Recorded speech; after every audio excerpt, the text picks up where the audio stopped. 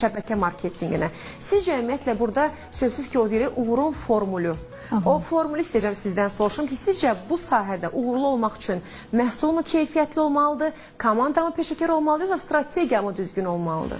Bilirsiniz, hər üçü vacibdir, hər üçü vacibdir. Çünki məhsul keyfiyyətsiz olsa, sən necə bacarırsansa, necə bacarıqlısansa, kiməsə bir dəfə müraciət edəcəksən, sənin o satış bacarığını və təqdimatın güclü olduğu üçün onu təqdim edəcəksən, amma əgər məhsul keyfiyyətsizsizdə sizə görəyə dönüş etməyəcəklər. Bu olacaq bir dəfəlik bir aksiya. Ona görə düzgün olmayan başlanğıc keyfiyyəti mütləq olmalıdır və bəlkə də sizin sualınıza qüvvə olaraq demək istəyirəm ki, misal çox xanımlarımız şirkət seçərək hansı şirkətlərə üstünlük tutmalıdırlar.